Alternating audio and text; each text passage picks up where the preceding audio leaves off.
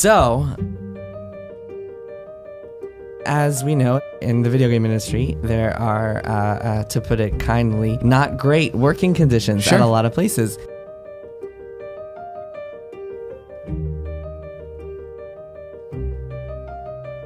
There is brutal crunch at a lot of video game studios. I would say that a lot of people believe that you can't make games without crunching, without putting in extra hours, without working nights and weekends. Crunch is very prevalent in the video game industry. Layoffs happening all the time. Last year we saw EA shut down Visceral. A couple months ago, Hangar 13 right here in the Bay Area got half of their staff got laid off. So this is just constantly happening.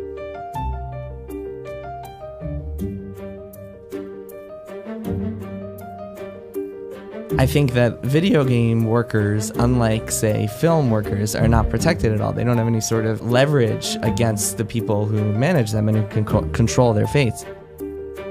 In the film, they have unions. In the video game industry, they do not. And it's something that's been discussed a lot, this idea that workers should be uniting to bargain collectively and try to get some leverage in that fight. And I think now this topic has more momentum than it's ever had.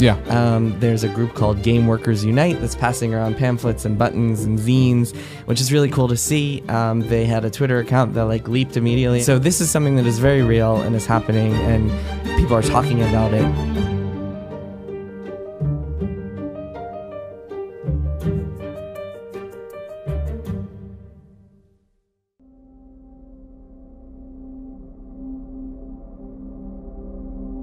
Ces derniers mois, l'actualité dans l'industrie du jeu vidéo, elle a été plutôt mouvementée, c'est le moins qu'on puisse dire. En janvier 2018, une affaire Quantic Dream apparaissait suite aux enquêtes conjointes du journal Le Monde, de Mediapart et de Canard PC. Elle révélait les errements dans le management de la boîte et l'ambiance pas des plus professionnelles qui régnait dans les bureaux. Puis en février, éclatait une grève chez Eugene System, chose assez rare dans l'industrie. Ensuite, en mars, c'est Game Workers Unite aux États-Unis qui était fondé, seulement quelques mois après la création en France du syndicat des travailleurs et travailleuses du jeu vidéo, ou STJV. Dans la foulée, le journaliste Jason Schreier publiait un livre enquête sur les conditions de travail dans de grands studios, du sang, des larmes et des pixels. Puis en septembre dernier, le studio Telltale Games, à l'origine de jeux comme l'adaptation de The Walking Dead, annonçait licencier la majorité de ses employés sans sommation. Et enfin, en octobre, ce sont les dirigeants du studio Rockstar Games qui annonçaient quelques jours avant la sortie de Red Dead Redemption 2 qu'une partie de leur équipe avait bossé près de 100 heures par semaine à certains moments du développement. Et tout ça, ça a fait tellement de bruit qu'on a même fini par parler conditions de travail au JT de France 2, c'est pour vous dire. Donc, comme vous pouvez voir, l'ambiance dans l'industrie, elle est plutôt tendue ces derniers temps. Ça réfléchit beaucoup aux quatre coins du globe pour voir comment on pourrait améliorer les choses. Et ça, c'est notamment parce que, tous ces problèmes soulevés en ce moment, en vérité, ça fait un moment qu'ils sont là, sous le tapis. Et la parole, elle commence à se libérer. Si on remonte un peu dans le temps, dans l'histoire du jeu vidéo, on peut trouver des indices de cette réalité, des moments où le ras-le-bol émergea d'un coup sur la place publique, comme en 1998 par exemple, où quelques employés d'Ubisoft lancèrent UbiFree, une sorte de syndicat virtuel pour protester contre les conditions de travail dans l'entreprise, et dont le résultat fut l'obtention des premières élections de délégués du personnel, ou encore en 2004 avec l'histoire des épouses d'Electronic Arts, une affaire qui rassemblait les femmes des développeurs chez EA qui se plaignaient des conditions de travail de leurs maris. Tout ça ne sont que des exemples très précis, mais cette accumulation d'affaires qui révèle à chaque fois des abus similaires, ça nous dévoile le jeu vidéo comme une industrie dysfonctionnelle, aux problématiques structurelles profondes. Dernièrement, c'est une enquête publiée sur Gamecult et écrite par le journaliste Nicolas Turcef qui racontait un peu tout ça. Alors, je suis allé à sa rencontre. Les conditions de travail dans le jeu vidéo sont relativement difficiles, toute proportion gardée. On n'est pas ouvrier à la chaîne, on n'est pas fraisier chez Renault ou je ne sais quoi. Mais il y a quand même une souffrance qui est plus de l'ordre de type de souffrance psychologique, du burn-out, des dépressions, ce genre de choses-là, qui est le fait de crises de management souvent qui provoquent des heures supplémentaires, souvent pas payées et assez nombreuses. Ces heures supplémentaires que décrit ici Nicolas, c'est ce qu'on appelle dans le jeu vidéo le crunch, une forme d'institutionnalisation du surtravail avec des heures supplémentaires parfois même prévues à l'avance dans le planning de développement des jeux. C'est quelque chose de très récurrent qui prend souvent place avant chaque grosse étape d'un projet et qu'on retrouve dans beaucoup de studios. Selon l'International Game Developer Association, près de 76% des employés dans l'industrie du jeu vidéo subissent le crunch régulièrement, 35% travaillant entre 65 et 80 heures par semaine, et près d'un tiers des travailleurs subissant le crunch ne verraient pas leurs heures supplémentaires rémunérées. Pendant mes recherches sur le sujet, j'ai pu rencontrer Noah Young, game designer chez Amplitude Studio et membre du STJV, le très jeune syndicat des travailleurs et travailleuses du jeu vidéo, pour qu'il nous en parle. En fait, la culture du crunch, donc c'est, on va dire, un truc qui a dû émerger avec le début du jeu vidéo, où c'était pas mal cet esprit Startup Nation avant l'heure, où c'était des gens qui faisaient des petits trucs, ou même dans les grands studios, genre Activision, les développeurs ils étaient seuls sur leur jeu, codaient leurs trucs, du coup ils se donnaient à fond dessus. Et puis il y a toute cette culture, je pense, qui a existé à ce moment-là, et c'était souvent des gens qui avaient pas forcément de famille, qui étaient encore jeunes. Du coup t'as le temps de te défoncer, de te mettre au boulot et de faire un truc que tu kiffes. Parce qu'en général il y a cet élément-là, c'est qu'on aime bien ce qu'on fait, on aime bien les produits finaux qu'on sort. Et du coup ça se traduit maintenant de nos jours où c'est quand même vachement plus industrie, beaucoup moins des potes dans des garages qui font des jeux, par soit du management qui impose un crunch institutionnel en fait, c'est-à-dire qui vont littéralement prévoir des périodes de surcharge de travail en heures supplémentaires. L'autre type de crunch qui est beaucoup plus insidieux, c'est celui qu'on s'impose à nous-mêmes en fait. C'est putain j'ai envie de faire ça bien, du coup je me donne, du coup j'y vais. Et je le fais. Donc ça c'est le truc où on s'impose nous-mêmes en fait des heures en plus, alors qu'on devrait dire bah non, j'ai fait mes heures, soit on me paye des heures supplémentaires et je bosse plus, soit externe. Mais moi, c'est ce qui m'est arrivé, par exemple, dans mon ancienne boîte, où je me donnais tellement à fond qu'il y a des jours où je finissais à 1h, 2h du matin, et je revenais le lendemain à 9h, 8h bosser, quoi. Le crunch, c'est donc quelque chose de très présent dans l'industrie, mais tout le monde n'est pas d'accord sur les raisons de son existence. Certains pensent qu'il est nécessaire pour finir un jeu dans les temps, et d'autres imputent ça à des méthodes managériales plutôt douteuses. Je vais dire comme je dis souvent, c'est c'est fondamentalement dysfonctionnel en fait. Il y a une cascade de choses qui font qu'on voit des reports de jeux tout le temps, qu'on voit tout le temps des gens qui sont obligés de faire des heures supplémentaires, etc. Tout ça c'est créé par, d'une part il y a les problèmes de savoir-faire et d'expertise, mais aussi il y a un problème managérial qui est souvent une mauvaise planification en fait. Dans le secteur jeu vidéo, il n'y a pas trop la culture de la bonne production, je dirais, de la production peut-être réaliste, qui a des ambitions, on va dire, saines en termes de planning. Parce que soit ce sont des gens qui sont pas forcément formés, parce qu'il y a beaucoup de personnes qui se retrouvent à ces postes de producteurs et qui n'ont pas forcément le profil. Il y a peu de producteurs de très bonne qualité. Ces problèmes de production sont souvent évoqués quand on parle de crunch. Je pense par exemple à cette histoire un peu folle qui a tourné sur le développement de Red Dead Redemption 2. Il a été révélé que les créateurs du jeu ont décidé assez tard dans la fabrication du titre d'ajouter des bandes noires lors des scènes de dialogue. Le truc c'est que ces scènes avaient déjà été tournées sans les bandes noires. Les développeurs ont donc dû refaire la mise en scène de tous les très nombreux dialogues sans pour autant pouvoir décaler la date de sortie du jeu. Le résultat c'était des jours et des nuits d'heures supplémentaires pour finir dans les temps. Des problèmes de management qu'évoquent aussi Corentin et Alexis, deux membres fondateurs du STJV. C'est-à-dire que les jeux sont des développements qui sont quand même très complexes, donc forcément difficiles à estimer, et souvent en fait ils sortent à un moment qui correspond pas au moment où le jeu est vraiment fini. Enfin il y a toujours des bugs, et on peut toujours améliorer des choses, et en fait on pourrait le faire éternellement, donc du coup dans le planning on décide souvent d'un moment où on arrête le développement, et à ce moment-là on essaye de fixer tout ce qui est important sous la main. On est tout le temps à la bourre, les jeux ils sortent jamais à l'heure quoi, on est tout le temps à l'arrache et du coup bah voilà c'est les heures sup etc. On a peur de pas finir dans les temps, on a peur de rendre un jeu pourri parce qu'on est quand même attaché à la qualité des jeux qu'on fait quoi. En fait c'est un peu c'est vivre avec la désorganisation générale qui est dure. Et parfois aussi de façon plus cynique, ça peut arriver qu'on compte en fait sur cette culture d'entreprise où on va se donner à fond, on va bosser des dizaines d'heures, on compte là-dessus, on l'intègre dans les plannings en fait, on l'intègre dans un mode de fonctionnement, dans des modes de production, et c'est complètement assumé parfois par certains. Les employés sont clairement une variable d'ajustement parfois. Cet employé qui devient une variable d'ajustement, il est parfois formé très tôt à le devenir. Les écoles de jeux vidéo, souvent privées et très chères, forment pour beaucoup des employés malléables qui s'intégreront facilement dans l'industrie. Dans un article publié en juillet 2012 sur Gamecult, William Oduro révélait qu'à Valenciennes par exemple, l'école spécialisée Sup Info Game avait prévu une salle dédiée au travail de nuit, équipée d'une cuisine et d'un frigo. Les écoles de jeux vidéo font partie, sont, on va dire, pas une cause, mais un endroit où ce système se met en place, commence à s'enclencher. Parce qu'en gros, on apprend dès l'école, avec les projets, à se donner à 200%, à bosser, enfin des gens font des nuits blanches et tout ça. Et c'est genre un badge d'honneur, genre ouais, putain, j'ai fait une nuit blanche pour le projet. Alors qu'en fait, c'est débile, enfin, ça ne sert strictement à rien. Et du coup, bah, dès l'école, on commence à être dans ce moule-là. Le problème, c'est que le crunch n'est pas une pratique sans conséquences. Le corps, il a ses limites, et travailler énormément n'aide à préserver ni sa santé physique, ni sa santé mentale. C'est Anaïs Simonet, graphiste 3D chez Amplitude Studio, et membre de l'association Women in Games, qui a pu m'en parler. Le développement de jeux vidéo, c'est parfois assez chaotique en termes de planning. Il y a des problèmes techniques, il y a des pressions des éditeurs, il y a des décisions qui sont prises au dernier moment et on a souvent tendance à se retrouver dans ces situations-là. Et le problème, c'est que le crunch, c'est jamais une bonne chose parce que les gens s'épuisent. Les gens font des burn-out, ils terminent le projet, ok, mais ils quittent des fois l'industrie du jeu vidéo juste après.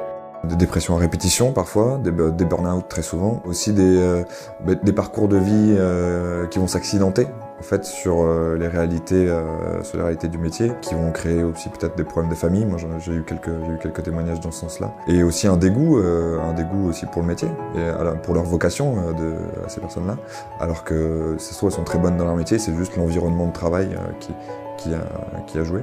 Ces réalités, elles révèlent un manque de considération assez flagrant envers les employés du secteur. Beaucoup, souvent épuisés, finissent par quitter l'industrie assez jeunes. Il y a du coup ce qu'on appelle un fort turnover. Les employés quittent l'industrie après quelques années et sont vite remplacés par de nouvelles mains. Tout ça de manière assez régulière. En faisant mes recherches sur ce sujet, j'ai eu la chance de pouvoir interviewer Katharine Neil, une game développeuse freelance d'origine néo-zélandaise qui travaille aujourd'hui en France. Elle a 20 ans de métier derrière elle et continue toujours à bosser dans le jeu vidéo. Ce qui fait d'elle un peu une exception dans le milieu. Moi, par exemple, je suis un dinosaure. Mes amis qui bossent dans les domaines de film, le domaine de télévision, dans les arts, mes amis de mon âge, ils sont dans le milieu de leur carrière. Mais moi, je suis un peu bizarre. Je ne suis pas un manager, je n'ai pas mon propre boîte, je ne suis pas un directeur d'une boîte.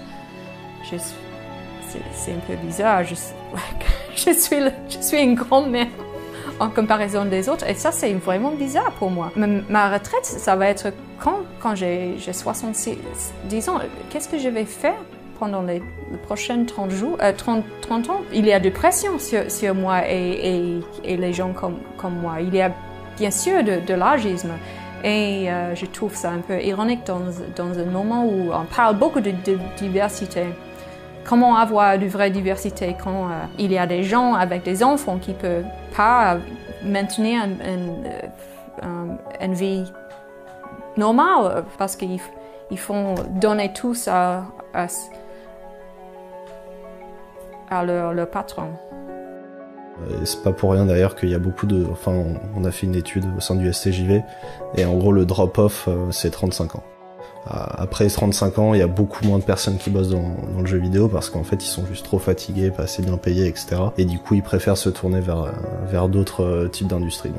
Donc du coup oui, fort turnover ne serait-ce que par politique salariale, mais aussi parce que voilà, les gens quand ils arrivent à 30-35 ans, ils ont envie de fonder une famille et qui sont dans un secteur de travail qui est aussi instable que le jeu vidéo. On a beaucoup qui témoignent ce qu'on appelle des transfuges qui ont changé d'industrie en fait, qui sont passés du jeu vidéo à d'autres industries, souvent vers le développement informatique ou dans l'animation ou ce genre de choses là, dans des industries qui sont plus carrées, plus structurées, qui disent ben voilà, nous on est parti simplement parce que nous on venait d'avoir un gosse ou on voulait juste acheter une maison et puis on n'avait pas de visibilité sur nos emplois, sur notre carrière. Voilà, le faire carrière dans le jeu vidéo, c'est pas un gros mot, mais pas loin. Enfin, dans le sens où ça paraît un petit peu stratosphérique. Ce qui est mis en valeur, c'est la mobilité, c'est l'agilité, ce genre de choses. On voit rarement, en tout cas, ça arrive hein, évidemment, mais on voit rarement un développeur faire carrière pendant 30 ans dans le même studio, quoi. Sauf si c'est évidemment le principal développeur de studio. Cette agilité, très en vogue en ce moment, elle n'est souvent pas au bénéfice des employés. Elle est synonyme de précarité pour les travailleurs et travailleuses. Dans la plupart des cas, au pic du développement d'un jeu, les studios emploient énormément de personnes, des personnes qu'ils vont ensuite renvoyer une fois le projet fini, en attendant de se lancer sur un autre. Selon l'agence américaine Target CW, entre 10 et 15% des employés du jeu vidéo ne sont pas des employés, mais des gens sous contrat précaire à durée déterminée. Ils seraient souvent traités comme des employés, mais sans les protections et bénéfices qui vont avec. Et si cette agilité au bénéfice des employeurs peut se comprendre, au vu de la complexité de création des jeux comme on l'a vu, elle déséquilibre aussi énormément le rapport de force entre patrons et salariés, et elle est à l'avantage des directeurs d'entreprise.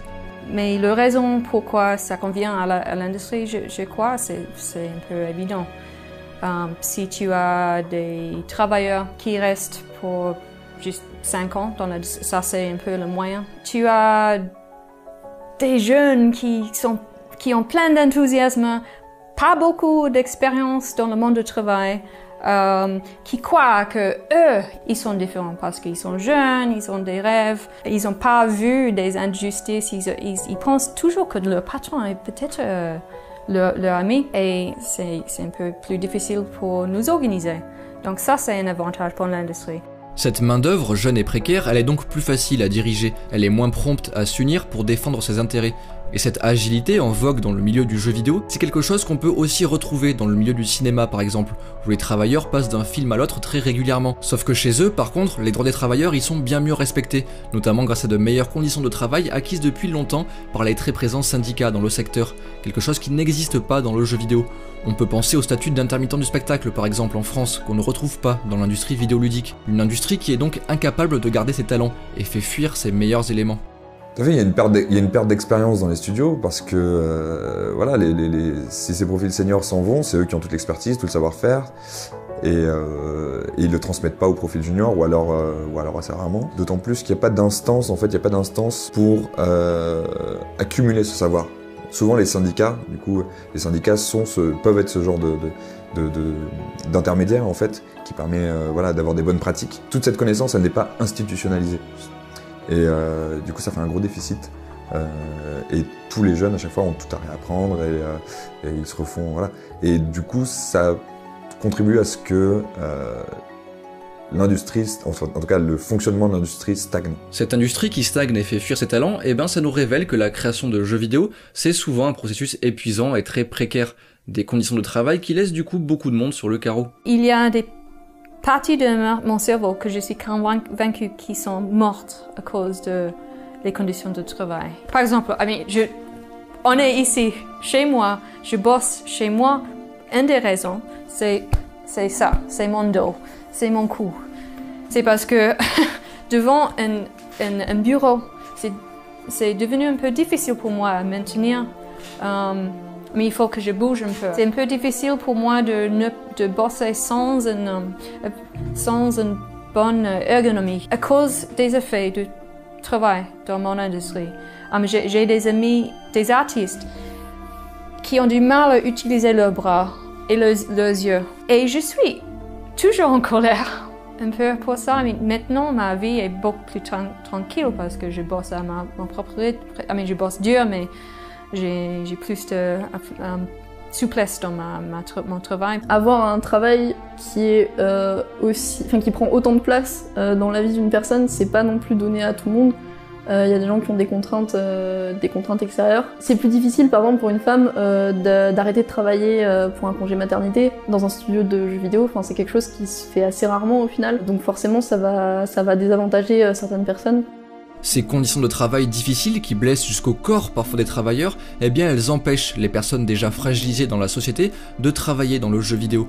La conséquence, c'est que l'industrie vidéoludique s'impose aujourd'hui essentiellement comme un secteur dominé par les hommes. Selon les derniers chiffres du SNJV, le syndicat des patrons du jeu vidéo, l'industrie compterait seulement 14% de femmes dans ses effectifs. L'affaire des épouses d'Electronic Arts, citée précédemment, qui a ensuite été suivie par l'affaire des femmes de Rockstar d'ailleurs, elle nous révèle aussi que cette exploitation d'une masse de salariés hommes, eh ben elle repose énormément sur l'exploitation du travail domestique non payé des femmes, qui doivent s'occuper de la maison et des enfants pendant les périodes de crunch de leur mari. C'est quelque chose que décrivent très bien les chercheurs grecs de Putter et Nick Dyer Whiteford dans un article scientifique paru dans le Canada Journal of Communication. Tout ça participe donc à créer un écosystème qui devient très vite hostile aux femmes, qui se retrouvent face à des cultures d'entreprise très masculines.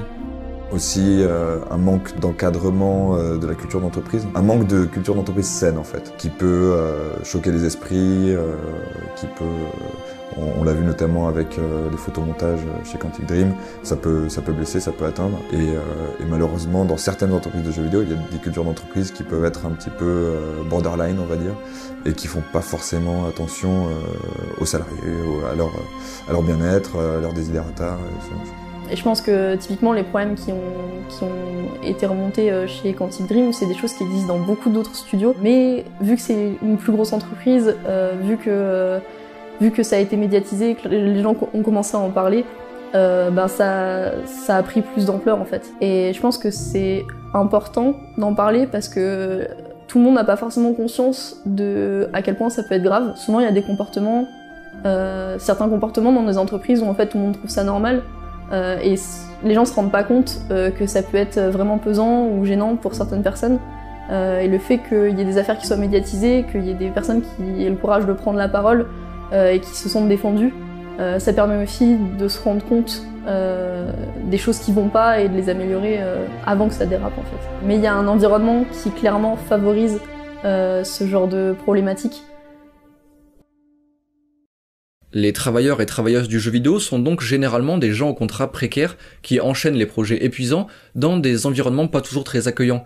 Et le truc, c'est que tout ça, c'est notamment dû à un espèce de flou juridique, particulièrement en France, sur la définition même du métier de créateur de jeux vidéo. L'industrie du jeu vidéo, c'est assez particulier parce que ça a vraiment totalement explosé en 15 ans. Ça a pris énormément d'ampleur. Même actuellement, on a parfois du mal à se rendre compte de l'argent et de l'influence qui est liée à ce média. Et le problème, c'est que ça a évolué tellement vite qu'on n'a pas trop eu le temps de s'adapter.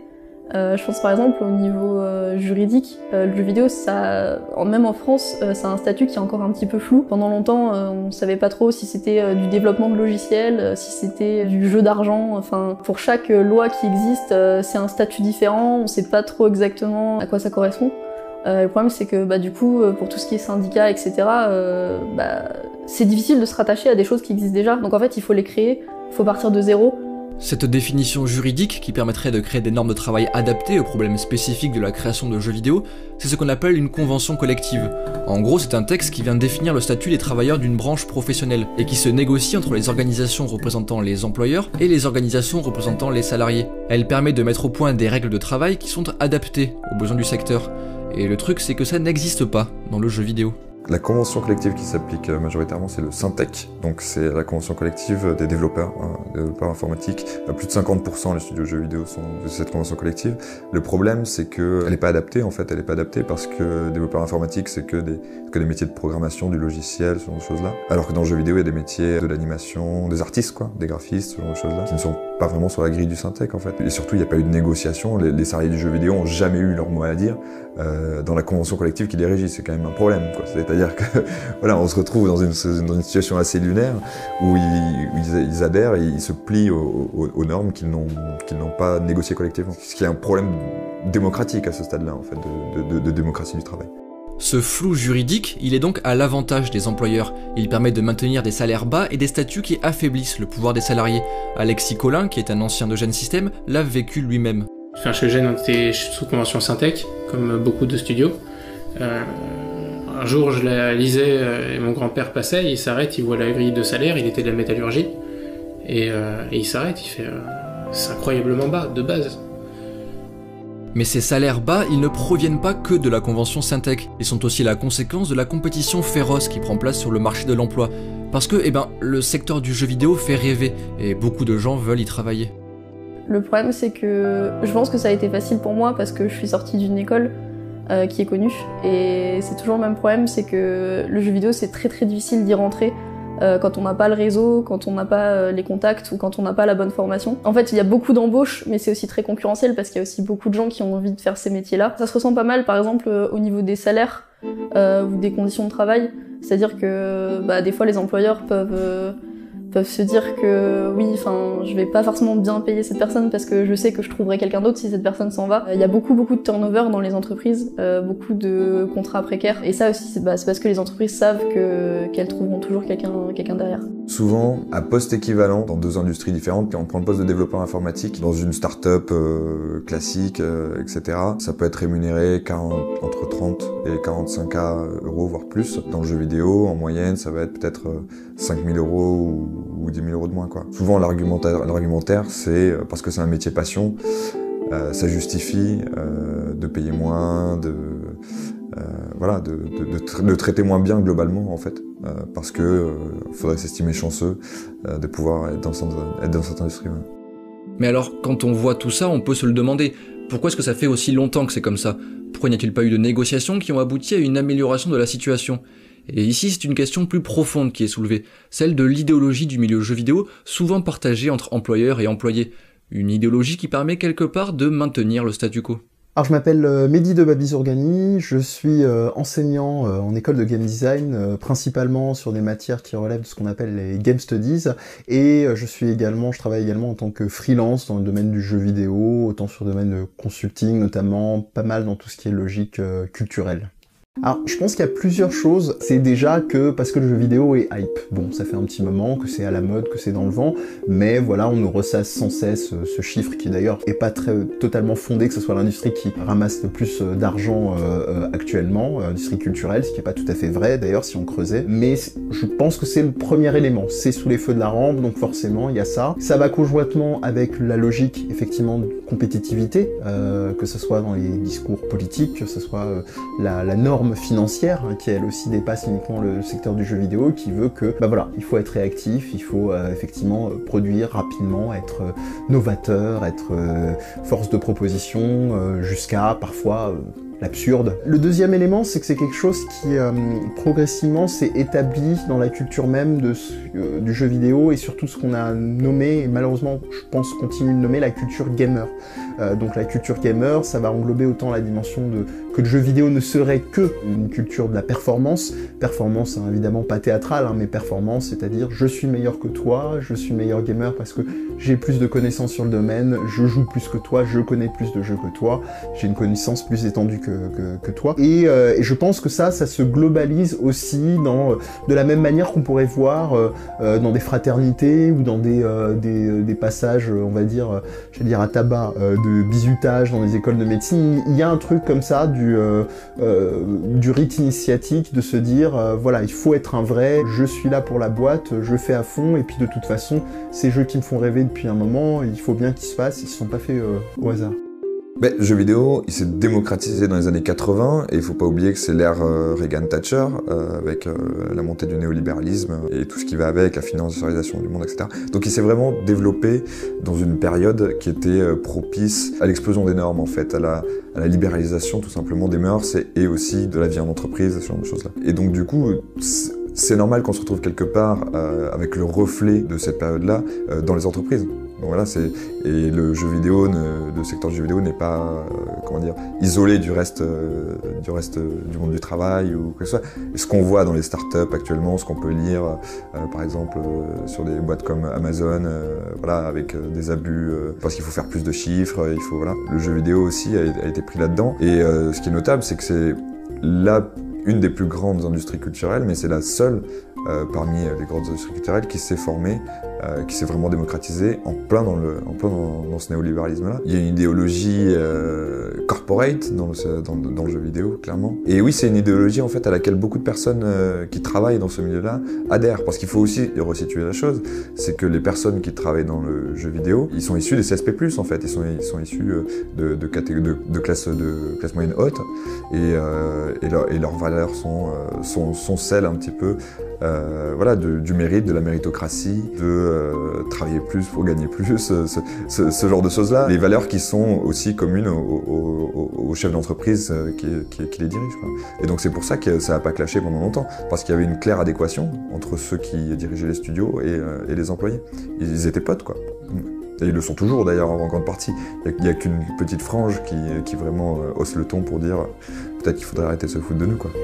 Et là, on comprend tout de suite mieux pourquoi les négociations pour créer une convention collective ne se font pas, pourquoi on prône la mobilité et l'agilité des forces de travail au service des employeurs.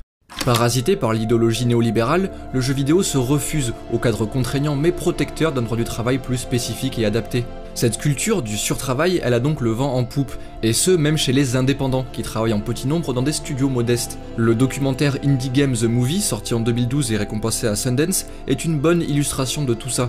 Le film y montre le parcours de grands noms du milieu, comme Jonathan Blow ou Edmund Macmillan, de leurs terribles conditions de travail pour fabriquer leurs jeux dans leur coin, en crunch permanent, jusqu'au succès planétaire et à la richesse qu'ils ont obtenue. Sauf que le film ne produit jamais de discours critique là-dessus. Et la conséquence de tout ça, c'est qu'on arrive là à une célébration totale du surtravail. On finit par héroïser l'autodestruction comme une vertu, seule condition pour réussir dans la vie. Et aujourd'hui, un bon nombre de personnes trouvent ce film très motivant, alors que ça devrait être l'inverse, parce qu'en réalité, seul un tout petit pourcentage des gens travaillant comme cela réussiront à sortir la tête de l'eau, l'immense majorité finissant par abandonner, souvent accompagnée par de graves séquelles physiques et psychologiques. Et cette idéologie néolibérale, cité plus tôt, elle est le moteur de ces souffrances. Mais sa capacité de séduction, qui nous fait croire à la possibilité de devenir riche et célèbre par le travail, eh bien elle semble tellement forte qu'elle empêche tout mouvement de contestation de ces conditions de travail. Oui, il y a une mythification. Il y a une mythification du designer glorieux, de la success story, du jeu qui va tabasser, qui va rapporter des milliards. Par exemple Notch, clairement, qui s'est fait 2 milliards avec Minecraft. Quand je parlais avec certains développeurs, c'était clairement un objectif. Et notamment chez les développeurs de free-to-play, il y en avait qui me disaient, nous ce qu'on fait, nous ce qu'on veut, c'est enchaîner les jeux. On en fait 50 en 3 ans. Et on espère juste qu'il y en ait un qui fasse le jackpot. Mais entre-temps, pour produire tous ces jeux, on se crame. Et les statistiques montrent que la plupart ne seront pas Minecraft, parce qu'il n'y a qu'un Minecraft, quoi. Je pense qu'on est dans des états, j'hésite pas à utiliser le mot, mais d'aliénation telle qu'à un moment, les gens perdent de vue qu'ils ont un contrat, qu'ils ont des heures, qu'ils doivent partir. Quand je disais que ça date pas d'hier, hein, j'ai un ami qui me parlait d'une boîte dans laquelle il travaillait et qui, quand il partait vers la fin d'après-midi, sa journée était finie, hein. Il partait, enfin, fin d'après-midi, et on lui disait allez, bon après-midi. Voilà. On a les mêmes problèmes, on a les mêmes effets, on voit les mêmes phénomènes d'évolution dans notre industrie qu'on a vu il y a une centaine d'années. Et tous les mensonges, tous les fantasies des années 90 que ces nouveaux jobs, dans les nouveaux secteurs, dans les nouvelles industries, avec l'internet, avec la technologie, vont être complètement différents. L'expérience de travail va être complètement différente. On va être toutes libres, mais c'est pas du tout le cas. On a les mêmes problèmes, on bosse trop, on gagne pas assez dans notre industrie que les industries plus traditionnelles. Et face à ça, cette frange qui hausse le ton, comme l'évoquait plus tôt Nicolas Turcef, elle est en vérité le résultat, la réponse de cette libéralisation du travail. Celle-là même qui a poussé son concept tellement loin qu'elle se révèle aujourd'hui dans toutes ses faiblesses. Cette frange, c'est celle qui s'incarne dans les gilets jaunes, dans les mouvements de contestation qui fleurissent un peu partout. Face à un capitalisme dont le fonctionnement donne le pouvoir à une poignée de gens, à ceux qui possèdent les entreprises, les salariés commencent à réclamer ce pouvoir, à avoir besoin de remettre de la démocratie dans leur travail, à remettre en question cette idée de subordination, de rapport de pouvoir vertical entre un employeur tout-puissant et un employé obéissant, qui ne va pas forcément de soi. Cette logique, celle du capitalisme, une fois qu'on la couple à la dérégulation permise par le libéralisme, elle fait les ravages qu'on lui connaît aujourd'hui. Des ravages qu'on observe un peu partout. Le monde du jeu vidéo n'est finalement qu'un reflet d'une dégradation globale des conditions de vie de la majorité des travailleurs et travailleuses en Occident. En France, par exemple, les 2 lois travail successives ont considérablement affaibli les prud'hommes. Ces lieux où les salariés pouvaient venir contester devant la justice les abus de leurs patrons ont bien perdu de leur pouvoir. Le journaliste Olivier Siran décrivait très bien ça dans un thread sur Twitter, où il montrait que les plaintes aux prud'hommes ont chuté de près de 20% en 2017, le signe d'un recul supplémentaire des contre-pouvoirs à disposition des travailleurs. Enfin, je veux dire le contexte global, qui est l'économie capitaliste qui vient codifier comment on va se produire. On parle d'industrie, c'est pas pour rien. L'objectif, c'est de sortir des produits, les vendre, en refaire, les sortir, etc. Donc il y a un moment où l'intention même de la création du produit a tendance à être financière. Et l'objectif, c'est d'amasser un profit. Donc il y a aussi ça qui va dicter la création dans les plus grosses entreprises. Donc tout est codifié et créé par ça. Et du coup, comment ça se traduit ? Ça se traduit avec une ultra compétition entre tous les acteurs du jeu vidéo. Pour réussir ce genre de truc, sachant que les jeux sont de plus en plus chers à créer, ça coûte de plus en plus cher, on a une croissance qui est linéaire, le marché il est pas saturé, loin de là, mais les attentes croissent linéairement aussi. Et du coup, au final, qu'est-ce qu'on doit faire quand on peut plus embaucher tant de personnes, parce qu'après c'est plus rentable et du coup on peut plus produire de jeux, on exploite. Face à tout ça, il y a aujourd'hui toute une résistance qui s'organise. Parce que, ils sont nombreux, celles et ceux qui veulent repenser une économie au service de l'humain, et non plus des humains au service de l'économie. Après, la suggestion, est-ce que vaincre le capitalisme, en fait, me plaît pas mal. Parce que c'est une façon un peu plus sèche de dire il faut prendre en compte les travailleurs, les gens qui travaillent, les gens qui ont l'expérience et dont c'est le métier. C'est que le capitalisme, c'est la possession par quelqu'un dont c'est pas le métier d'une entreprise. Enfin, dont c'est le métier de posséder et de diriger l'entreprise, mais c'est pas son métier en fait de faire des jeux. J'ai l'impression qu'assez souvent, en fait, un souci, c'est que dans l'entreprise de jeux vidéo, il y a quelqu'un qui a tout pouvoir, qui peut dépasser, aller au-delà, dire au game designer, bah non, le game design, je l'aime pas. Alors que, y a des types qui ont 10 ans d'expérience, après 5 ans d'études, pour pouvoir savoir si c'est bien ou pas. Donc, vaincre le capitalisme, ça dépend ce qu'on fait à la place, mais ça peut déjà retirer les gens qui ont trop de pouvoir dans l'entreprise de jeux vidéo. Mais moi je pense que ce serait une bonne manière d'organiser les choses, ouais. Qu'il y ait plusieurs personnes soit tous les salariés, soit plusieurs personnes qui décident de qu'est-ce qu'on fait, comment, etc. Je pense que ça marcherait mieux, ouais, que l'organisation qui est en place dans certains studios pour l'instant. Ce pouvoir, concentré dans les mains de ceux qui possèdent l'entreprise, est de plus en plus contesté, notamment parce qu'il est vu comme moins efficace qu'un système plus démocratique où la prise de décision serait collégiale. On a aujourd'hui des éléments, par exemple, qui tentent à laisser penser que le crunch n'a pas d'efficacité dans le développement d'un jeu. Dans un article publié par l'International Game Developers Association et écrit par Evan Robinson, il est montré que, dans une semaine qui dépasse les 40 heures de travail, la baisse en productivité des employés due à la fatigue dépasse largement les gains obtenus en les faisant travailler plus. Par conséquent, sur le court comme le long terme, il s'avère que le crunch réduit la productivité d'une équipe au lieu de l'augmenter. Et pourtant, on continue à le pratiquer dans un grand nombre de studios, quelque chose que l'on pourrait probablement éviter si la décision de sa mise en place était décidée à plusieurs, dans un débat équilibré. On n'est jamais vraiment efficace quand on travaille 10 heures par jour, et au final, c'est clairement possible de faire des jeux, des excellents jeux, tout en gardant des conditions de travail saines pour les employés. Et j'ai même tendance à penser qu'un développement de jeux où on fait attention aux employés et à leur bien-être va être vachement plus intéressant et plus efficace qu'un jeu où tout se fait à la dernière minute et où rien n'est prévu et où on change les plannings. Mais à côté de ce débat sur le capitalisme qui concerne le temps long, il y a aussi la question des régulations possibles à mettre en place dès aujourd'hui, des questions comme celle de la convention collective dont on a déjà parlé.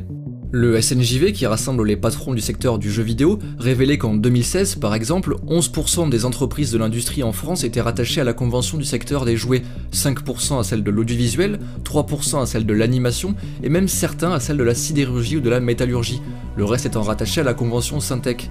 Ce qui, vous en conviendrez, n'a pas vraiment de sens, et le plus fou dans tout ça, c'est que cette idée de créer une vraie convention collective pour l'industrie, eh bien elle a déjà été débattue il y a 10 ans, comme me l'a raconté Nicolas Turcef. En 2007, plusieurs personnes se sont assises autour d'une table pour essayer de faire une convention collective aux jeux vidéo. Donc une convention collective, c'est un texte qui précise le droit du travail pour chaque secteur. Donc le jeu vidéo n'en avait pas. Autour de la table, il y avait la CFDT, l'UNSA, et les patrons du jeu vidéo représentés par l'association Capital Games, qui est l'association des patrons parisiens, des patrons de studios de jeux vidéo parisiens. Donc ils en ont discuté pendant un certain temps. Au début, ça allait sur des choses un petit peu triviales, quoi, sur des détails. Finalement, ça n'a pas fonctionné. Les patrons ont quitté la table quand il s'agissait vraiment de parler, par exemple, du droit d'auteur. Qu'est-ce que les développeurs ont le droit de toucher sur leur jeu? Est-ce qu'on leur donne une part, un certain pourcentage, on ne sait pas. Sur les horaires de travail, par exemple, des choses là. Voilà, des sujets vraiment costauds, de fond, en fait, qui régulent le quotidien du travail pour un salarié dans le jeu vidéo. Et voilà, et ça n'a pas fonctionné, et il n'y a pas eu de nouvelles tentatives depuis, parce que il y avait, je pense que du côté des syndicats, les salariés de jeux vidéo sont très très peu syndiqués, donc il y a personne qui a poussé, qui a vraiment poussé pour que ça arrive. Et du côté des patrons, ce serait carrément pas à leur avantage d'avoir une convention collective maintenant, quoi. Comme le laisse penser Nicolas Turcef, c'est donc notamment par la syndicalisation d'un grand nombre de travailleurs que le changement peut s'opérer. Et le truc, c'est que c'est en train de faire son bout de chemin dans les esprits. Moi, je suis arrivé dans l'idée de faire du syndicalisme avec le STJV, d'abord par l'idée qu'il fallait se regrouper. Et qu'en fait, on se regroupait déjà quand on allait prendre une bière pour soutenir les copains qui en avaient marre. Prendre une bière d'abord, ensuite prendre une bière en parlant de comment régler les problèmes. Ensuite, on se dit que il y a une structure en fait qui sert à ça, c'est un syndicat. On regarde quel syndicat existe, on se rend compte qu'il n'y en a pas tellement dans le milieu, genre même pas du tout. Du coup, on le fait. Et on se retrouve à traiter du coup les dossiers qui arrivent parce que les gens ont besoin en fait. Ils apprennent, oh il y a un syndicat du jeu vidéo. C'est à eux que je vais aller parler de ces soucis-là, ces trucs-là dont j'aurais pas parlé sinon, je vais leur en parler.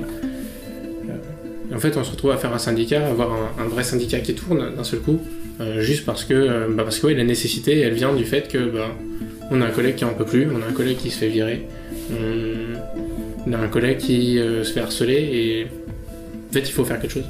Donc je pense qu'il faut être là pour s'entraider quoi. Tout seul on peut pas grand chose, quand on est plusieurs on se rend compte que ça marche vachement mieux déjà.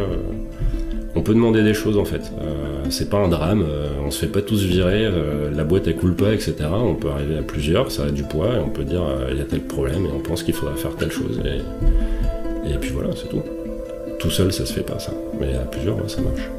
Cette solidarité qui se met en marche, elle ne se limite pas qu'au STJV en France. Sa création en septembre 2017 a fait des émules un peu partout dans le monde. Lors de la Game Developer Conference en mars 2018 à San Francisco, plusieurs développeurs et développeuses se sont rassemblés pour créer Game Workers Unite, une association militant pour les droits des travailleurs et qui appelle depuis plusieurs mois à la création de syndicats dans l'industrie du jeu vidéo. Au STJV, la création de ce groupe américain a été perçue comme très encourageante. Il y a beaucoup de gens là-bas qui avaient l'air d'être enthousiastes, en tout cas l'idée qu'il y a eu le STJV en France. Quand le Discord a été fait, je pense qu'on a été au STJV comme parmi les premiers au courant. Enfin, parce que, ne serait-ce que parce que les gens cherchaient des gens qui avaient déjà fait ça. J'ai rejoint le Discord de Game Worker Unite, je sais pas, peut-être 3 jours après sa création. Il y avait déjà des centaines de personnes dessus. Le nombre de petits syndicats ou d'antennes rattachées à Game Worker Unite, c'est assez impressionnant. Il y en a à peu près partout, je me souviens, tout le continent américain, en Europe, en Allemagne, en Angleterre, Espagne, Canada, Mexique. Je me souviens que quand je m'étais connecté sur le Discord, il y avait des gens qui s'envoyaient des vidéos en arabe, des gens qui s'envoyaient des vidéos en espagnol, il y avait des argentins. Ça avait l'air d'être comme très très général comme besoin. Game Workers Unite, je trouve ça génial que ça se soit mis en place quoi. Il y a des chapitres un peu partout. En Amérique, en Angleterre, je crois qu'il y en a même en Allemagne maintenant. Enfin, c'est ouf à quel point ça s'est étendu, quoi. Donc ça fait grave plaisir. Un peu penser à l'international syndical du jeu vidéo, et ça c'est très stylé. Selon l'IGDA, 56% des employés du secteur en Amérique du Nord seraient aujourd'hui favorables à la création d'un syndicat pour représenter leurs intérêts. Et en vrai c'est compréhensible, parce que s'unir pour créer un groupe de représentants qui servirait d'intermédiaire entre les salariés et les employeurs pour défendre les intérêts des travailleurs et travailleuses, ça a déjà montré son efficacité dans l'histoire. Et aujourd'hui, il semblerait que ce ne soit plus en disant que le crunch est mauvais que les choses s'arrangeront. C'est bien plutôt par la mise en place de législation et d'un contre-pouvoir solide pour les développeurs que la tendance s'inversera. Je pense qu'il faut avoir le pouvoir matériel. On peut râler sur Twitter, on peut créer des think pieces, on peut dire « Oh mais il faut avoir la diversité, il faut être plus gentil à nos collègues, il faut pas être sexiste, il faut... » Mais les changements viennent avec le pouvoir matériel. Chaque an, il y a un scandale de crunch. Depuis 20 ans. Et j'ai vu des gens qui ont dit « Oh, mais on va changer ça, on va changer ci. On peut écrire des articles et des white papers, on peut faire des études. » On a fait tout ça et rien n'a changé parce qu'on n'avait pas le pouvoir matériel. Le pouvoir matériel concret qu'on peut utiliser pour changer des choses dans notre travail et dans les conditions de travail, c'est notre travail lui-même. Ne pas travailler, par exemple, on peut faire la grève s'il faut. C'est juste des choses très basiques comme ça. Face à cette idée qui grandit dans les rangs des travailleurs, face à ces syndicats qui émergent, certains patrons de studios savent ce qu'ils risquent. Ils savent le pouvoir qu'ils peuvent perdre ici. Marcin Iwinski et Adam Badowski, deux des responsables du studio CD Projekt Red, développeur des The Witcher, avaient tenu des propos anti-syndicats dans une interview récente pour le journal Le Monde par exemple. Tout ça alors que CD Projekt Red est connu pour ses conditions de travail difficiles. Les syndicats dans le jeu vidéo, je dirais que c'est pas trop tôt.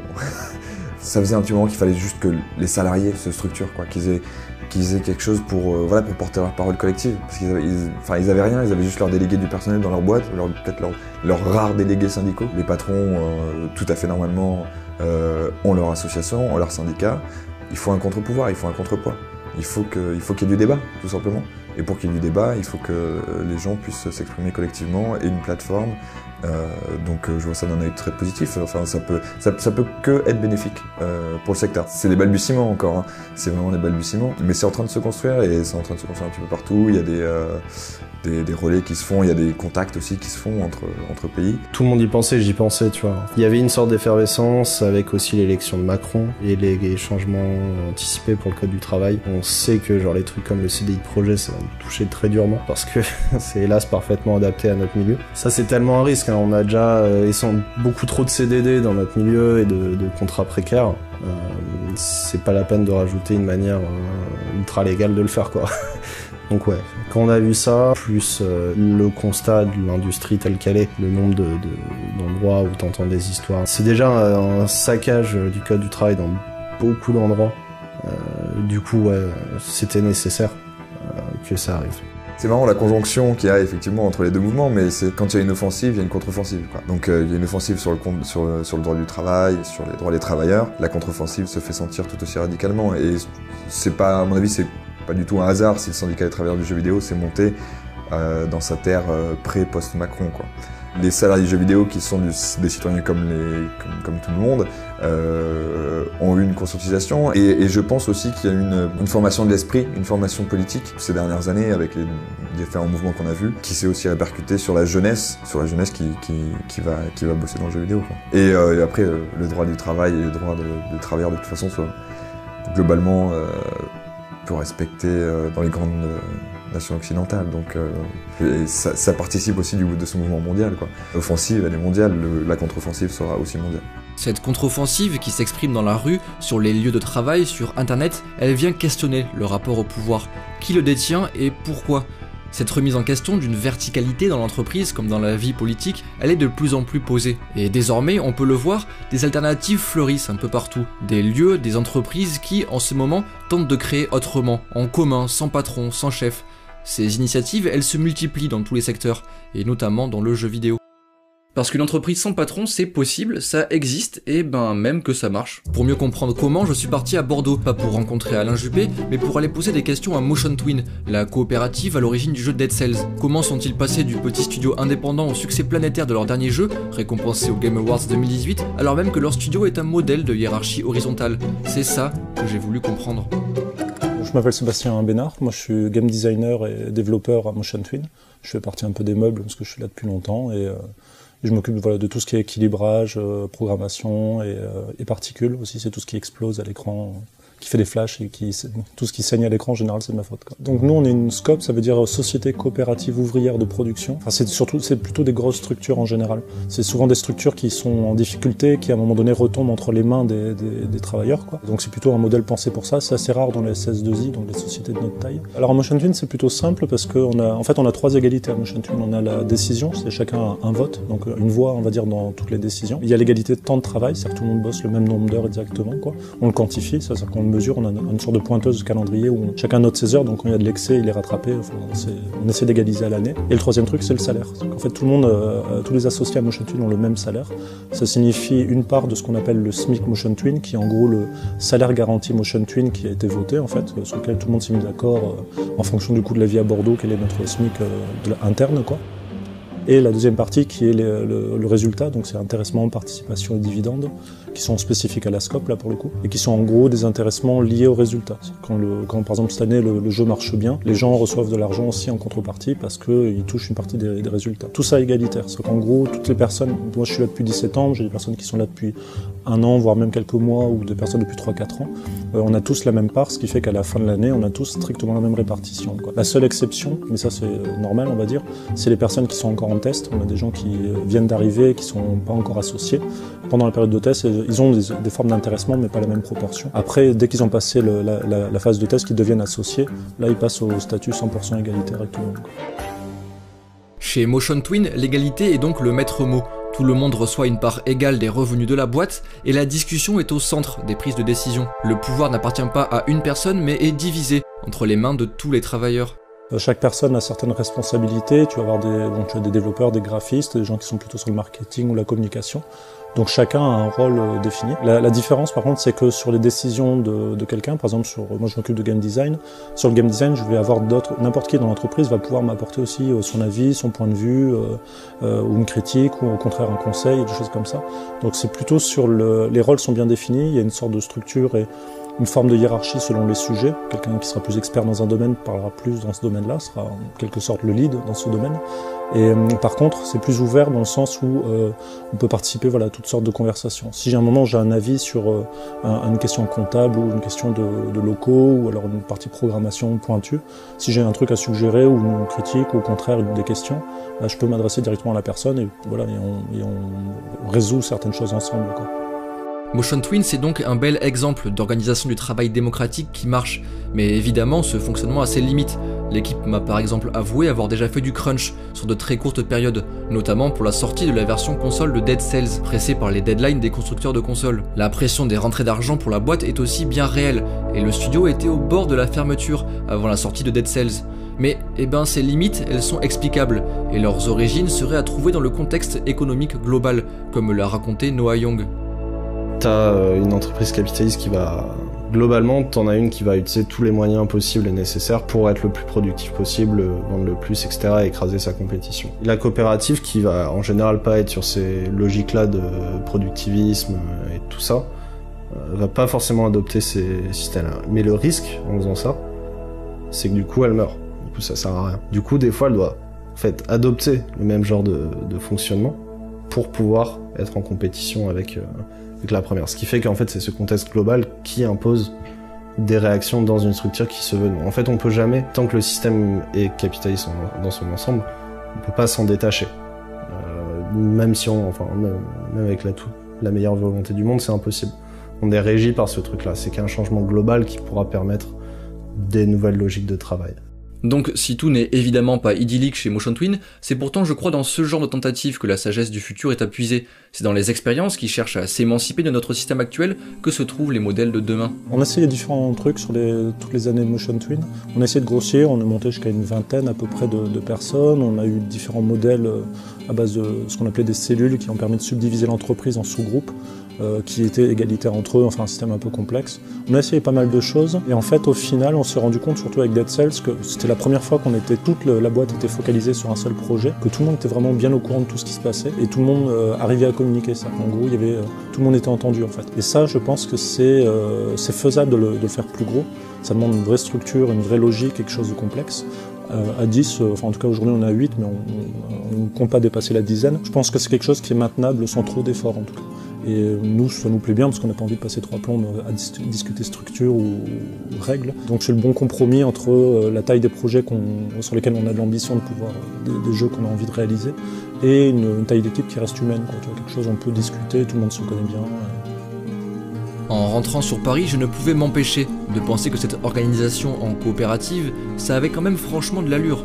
Et certes, c'est compliqué d'imaginer la création d'un Assassin's Creed dans un modèle démocratique d'entreprise coopérative comme Motion Twin, c'est clair. Notamment parce que des milliers de personnes sur 3 continents différents ont dû bosser ensemble pour parvenir à sortir le jeu. Mais dans le même temps, je me demande, est-ce que c'est grave? A-t-on vraiment besoin de ces méga structures à la Ubisoft, de ces jeux à l'ampleur gigantesque? Ne pouvons-nous pas nous contenter de jeux plus humains, à hauteur d'hommes et de femmes? Ne pouvons-nous pas nous contenter de jeux vidéo fabriqués artisanalement par de petites équipes à la manière de Motion Twin? C'est une question compliquée et qui, je crois, mérite d'être posée.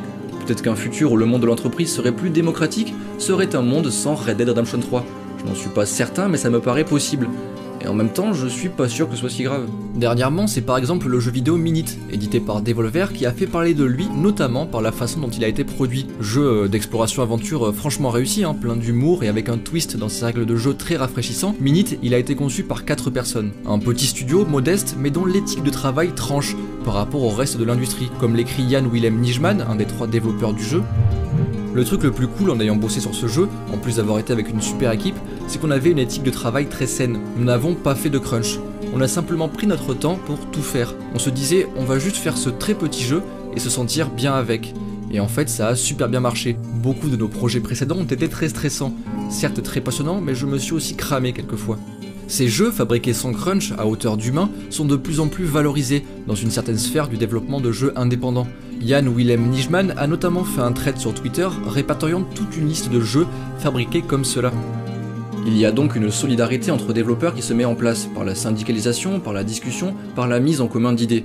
Mais dans tout ça, les joueurs et joueuses, ils ont aussi leur rôle à jouer.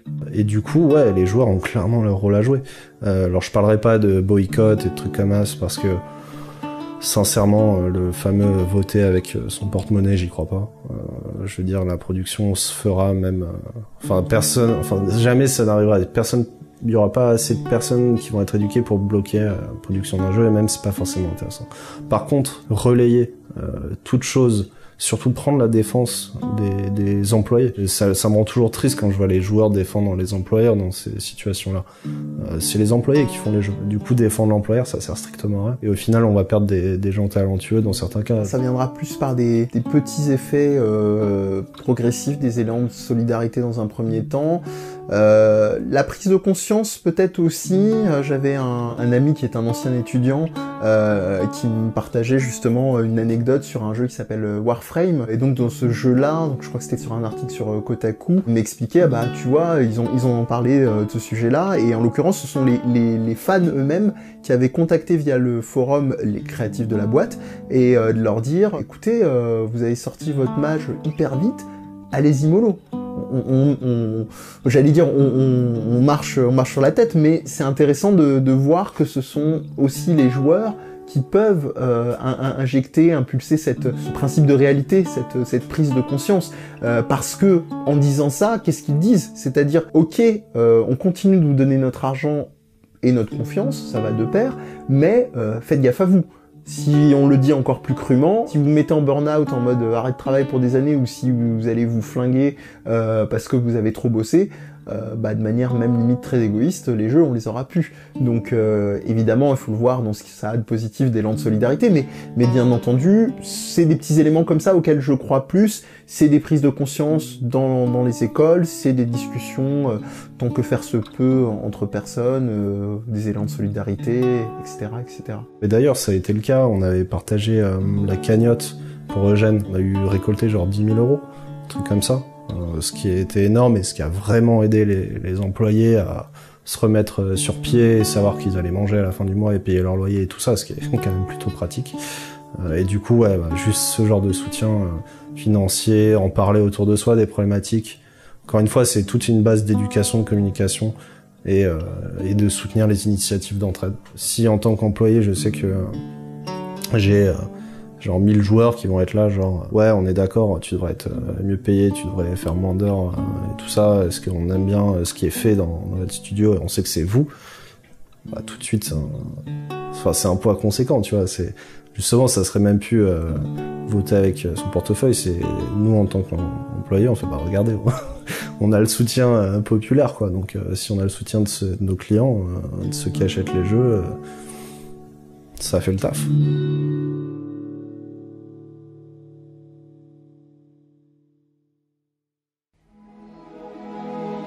En fait, si on regarde bien, on se rend compte que les travailleurs et travailleuses, ils ont l'avantage du nombre dans tout ça. Ils ont bien plus d'intérêts en commun qu'ils ne s'en rendent compte. En s'unissant, ils et elles peuvent défendre ensemble leurs intérêts, face à ceux divergents des patrons.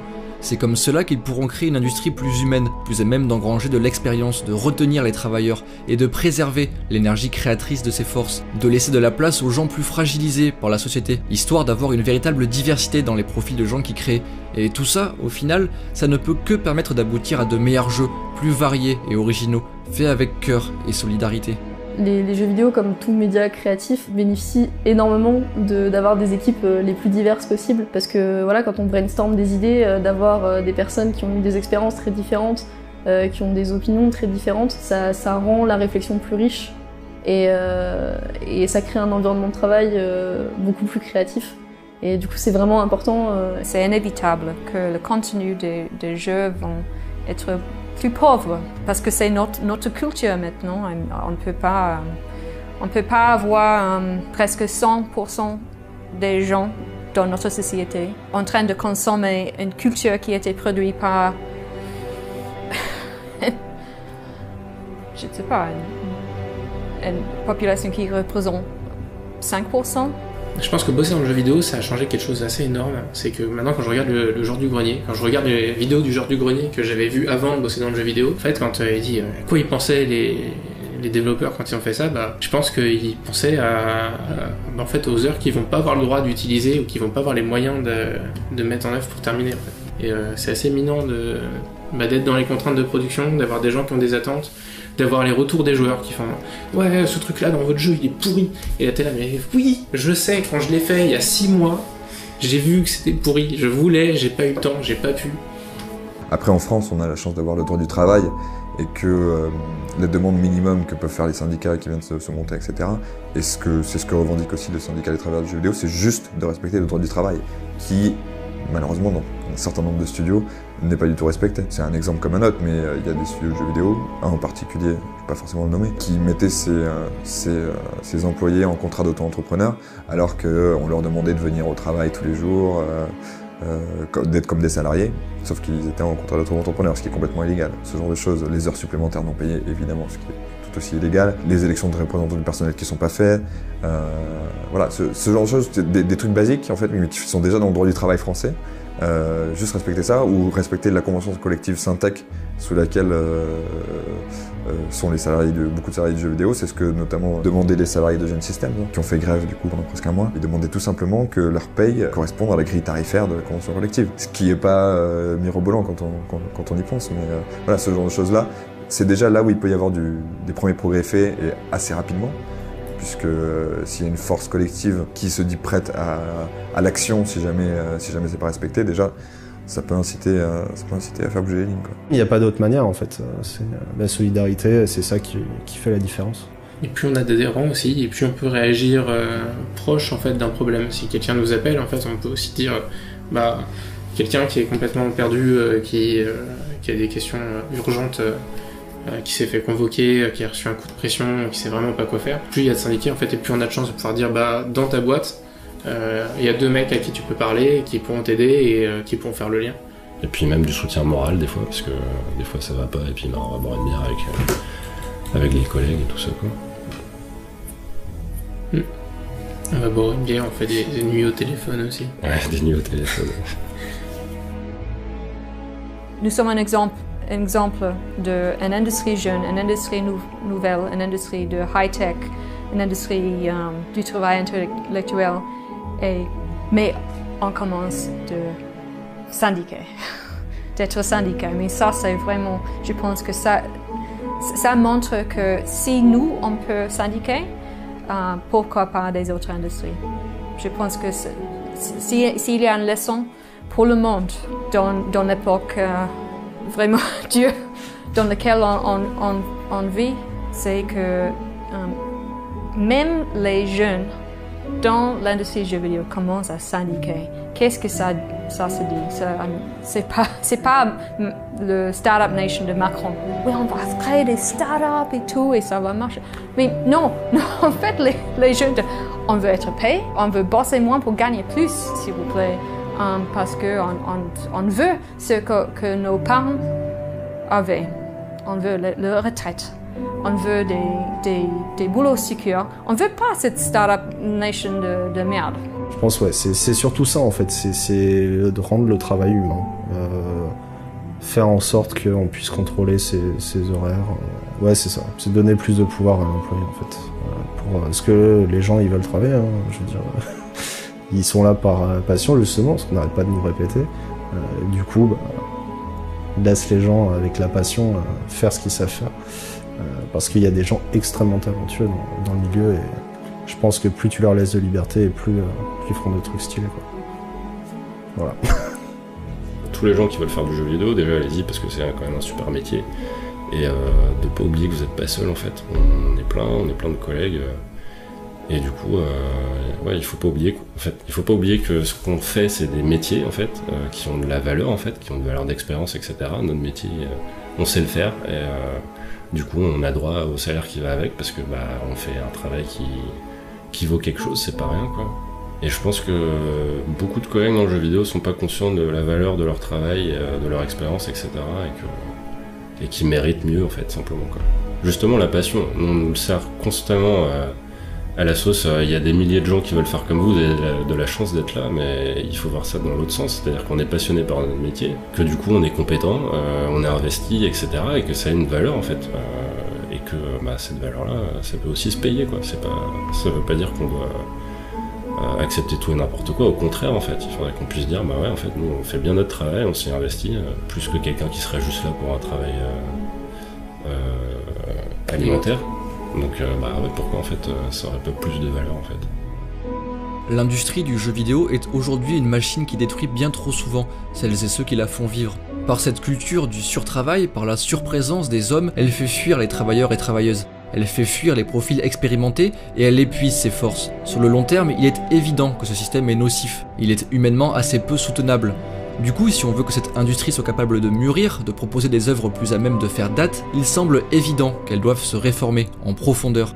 Pour y arriver, il faudra passer par les initiatives de solidarité qui fleurissent un peu partout, que ce soit le STJV, que ce soit des associations comme Women in Games ou le Rassemblement inclusif pour le jeu vidéo. C'est par ce genre de procédé, en prenant conscience des intérêts communs que partagent les travailleurs et travailleuses du jeu vidéo entre eux, que les choses pourront changer. En construisant ce rapport de force entre salariés et patrons qui, après des décennies d'abus, est en train de reprendre de son importance. Si cette confrontation nécessaire se heurte encore parfois, trop souvent, à un libéralisme glorifiant le surtravail, c'est pourtant en passant par elle, en intensifiant cette confrontation, que des lendemains meilleurs pourront advenir.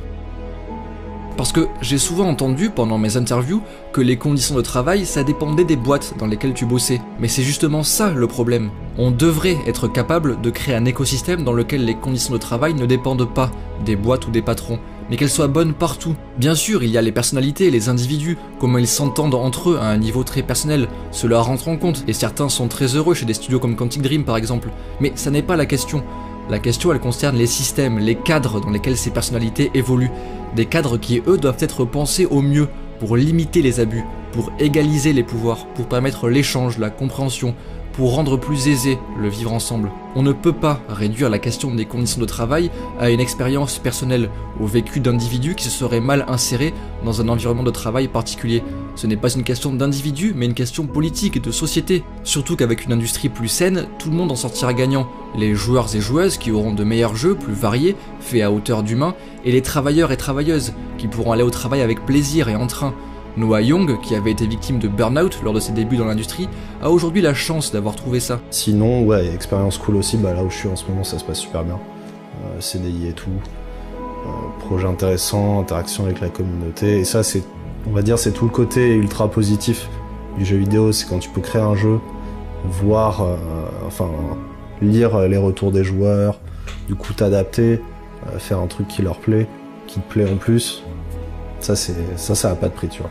Et ça c'est cool. Bon, en fait, si ça a un prix, c'est le prix de mon travail, mais mais sinon non, c'est vraiment quelque chose de particulier, vraiment, c'est pour ça que je suis rentré dans le jeu vidéo d'ailleurs. J'avais fait un truc quand j'avais 15 piges, un jeu flash et tout, pour un jeu en ligne ou je sais plus quoi. Et il y a eu toute cette interaction. Je crée mon jeu flash, j'étais trop mauvais, tu vois.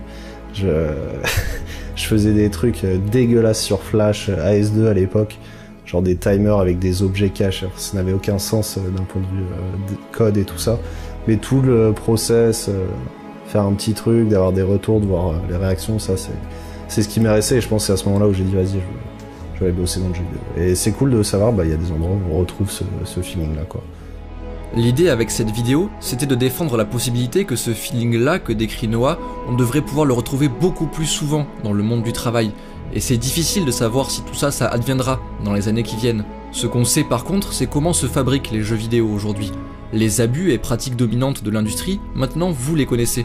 Que vous soyez créateur ou joueur, j'espère que ce documentaire vous aura donné des clés de compréhension de la situation. Et peut-être, plus que tout encore, une volonté d'agir en collectif face à tout ça. Car si seule la tâche peut sembler insurmontable, à plusieurs solidaires, l'ampleur des réalisations possibles est immense. Et le jeu vidéo n'est pas isolé dans cette lutte. Je crois aujourd'hui fermement à l'existence du jeu vidéo dans son rapport au monde. Avec Game Spectrum, c'est ça que j'essaye de montrer, que le jeu vidéo est lié au monde actuel, et qu'il peut participer de la fabrication des luttes, de cette société qui bascule. Je crois sincèrement que le monde du jeu vidéo peut faire partie des changements à venir.